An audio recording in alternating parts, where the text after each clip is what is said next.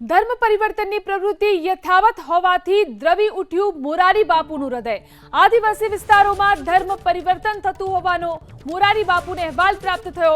મફત શિક્ષણ આપવાના બહાને ધર્મ પરિવર્તન કરાતું હોવાની રજૂઆત। ધર્મ પરિવર્તન મળેલી જાણકારી મોરારી બાપુએ ગૃહ રાજ્યમંત્રી સમક્ષ પણ મૂકી। તાપીના સોનગઢની કથા દરમિયાન બાપુએ ભારે હૃદયે આ વાત કરી। આદિવાસી અને ગ્રામીણ વિસ્તારમાં શાળા સ્થાપવા માટે મોરારી બાપુએ અપીલ કરી। હર્ષભાઈ, હું આટલા દિવસથી ગામડે ગામડે ફરું છું ભિક્ષાને બહાને। ભિક્ષા તો મારું બહાનું છે, મને રોટલો ન મળે પણ ભિક્ષાને બહાને કેટલા કેટલા દૂર દૂર જાઉં છું અને જ્યાં આપણા ભાઈ બહેનોએ મારી પાસે વેદનાઓ વ્યક્ત કરી છે એ વેદના સાંભળીને એમ થાય કે આપણે ક્યાંક મોડા ન પડીએ। આજે જ એક ભાઈએ મને લખ્યું છે, આપની કથા 4 વર્ષથી સાંભળું છું, અહીંના છે। હું અહીંનો જ એક ગામિત ભાઈ છું।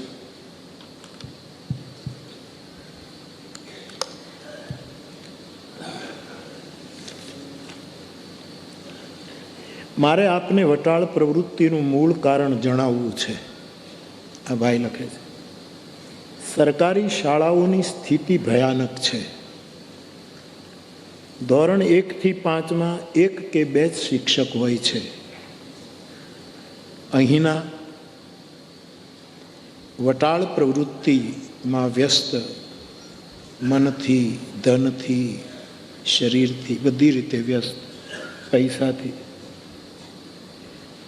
એવા તથાકથિત ધર્મગુરુઓ અમને સેલવાસ અને દમણ મફતમાં 1 થી 12 સુધી ભણાવવા લઈ જાય છે અને દરમિયાન અમને ખ્રિસ્તી બનાવી નાખે છે। બાપુ, શું આપ ઉદ્યોગ જગતને પ્રાર્થના કરી શકો કે આવા વિસ્તારોમાં વધારે શાળાઓ સ્થપાય, સત્કર્મ થાય?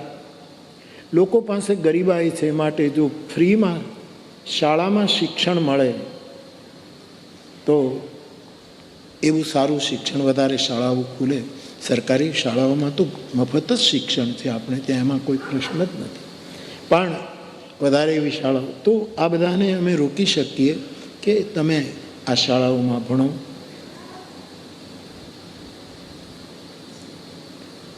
સરકાર પોતાનું કામ કરતી જ હોય છે। તમે બાપુ મોટા ઉદ્યોગપતિઓને શિક્ષણ માટે કંઈક કહો। આપને પ્રણામ। તો મોરારી બાપુની આ રજૂઆત ગૃહ રાજ્યમંત્રી હર્ષ સંઘવીએ ગંભીરતાથી લીધી। હર્ષ સંઘવીએ કહ્યું, આદિવાસી ભાઈ બહેનો ભગવાનનું બીજું સ્વરૂપ છે। આદિવાસી ભાઈ બહેનોને ખોટા રસ્તે લઈ જનારા સામે કાર્યવાહી કરવામાં આવશે। આ આદિવાસી ભાઈ બહેનો જે ભોલા ભાલા ભગવાનનું બીજું સ્વરૂપ છે, એવા મારા આદિવાસી ભાઈ બહેનોને કોઈ ફોસલાવી, કોઈ બી પ્રકારે ખોટે રસ્તે લઈ જવાના પ્રયત્ન કરનાર લોકો પર ગુજરાત સરકાર ગંભીરતાપૂર્વક પગલાં લે છે અને લેશે। આપણો આદિવાસી વિસ્તાર એટલે સંસ્કૃતિ અને પ્રભુ ભક્તિ જોડે જોડાયેલો વિસ્તાર છે, પરંતુ આવા ભોલા ભાલા આદિવાસી ભાઈ બહેનોને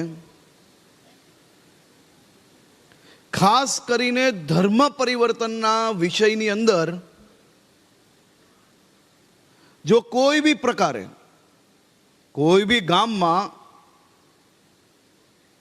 જો ખોટી રીતે ફસાવવામાં આવશે તો સરકારી અને કાયદાકીય સકંજામાંથી છૂટવાની બારી નહીં બચે તે પ્રકારના પગલાં ભરવામાં આવશે।